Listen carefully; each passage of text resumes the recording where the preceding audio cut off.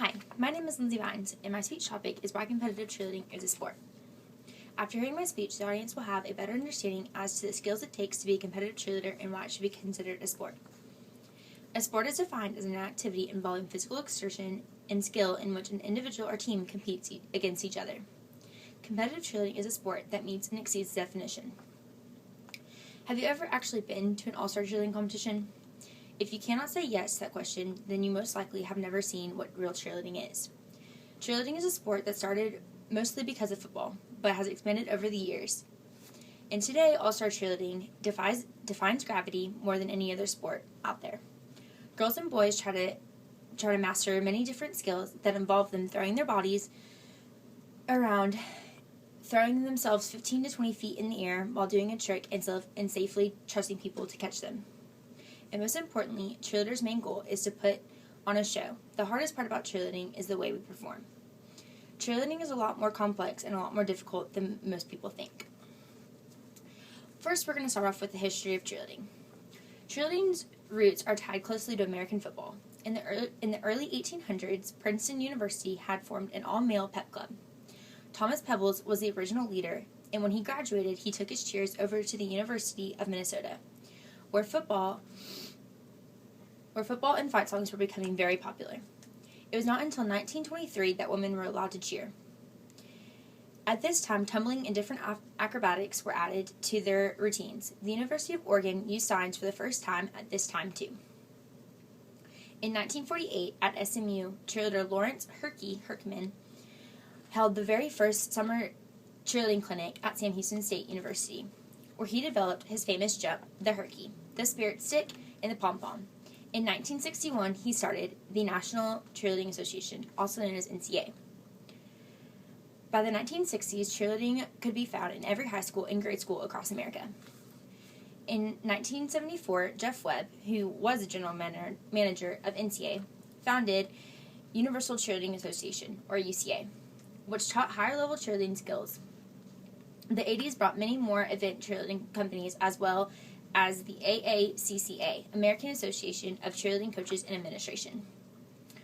All-Star cheerleading started in the late 80s and has been growing ever since. All-Star cheerleading focuses on athletic training and competition performances.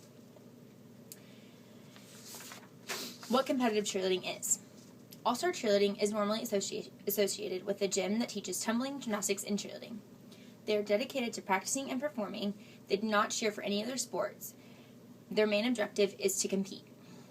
All-Star cheerleading consists of boys and girls performing a 2-minute and 30-second routine composed of tumbling, stunting, pyramids, dance, and cheer segments. Routines are performed and scored against other competitive teams at various local, regional, national, and worldwide competitions. The goal of the United States All-Star Federation is to support and enrich the lives of All-Star athletes and members. They provide constant rules, strive for a safe environment for the athletes, drive competitive excellence, and promote a positive image for the sport. They have developed age requirements, divisions, and levels for the safety of all the cheerleaders. All-Star cheerleading is split up into many different groups. These groups are designated by the age of each team member as of August 31st. Divisions are split up by the number of girls and boys on each team. Small teams have 5 to 20 members. Large teams have 21 to 36 members. Divisions are further split up by the number of boys on each team. Levels were designed to make sure that each team competes is judged by how well they demonstrate a standard set of skills for that level. Levels range from 1 to 6, 6 being the highest. The standard set of skills is based on a general tumbling, standing, and running, tumbling, stunts, pyramids, and dismounts and tosses.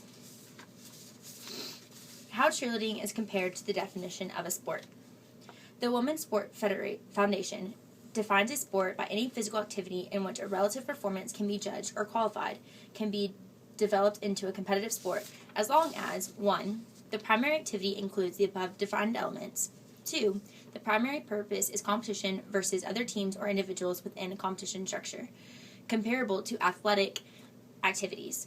The Women's Sport Foundation also narrowed down the field of what is considered a sport.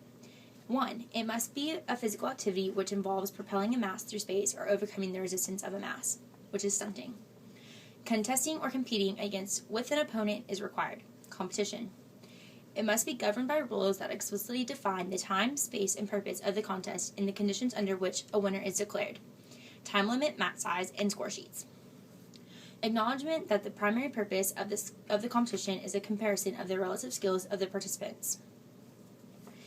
Now I have a short video in my visual aid that if you could watch. And now to conclude, after hearing my speech and seeing a highlight videos of last year's world champions, I hope that you at least see a different side of cheerleading and can agree that competitive cheerleading is a sport. Also, I hope you realize that actual all-star cheerleading is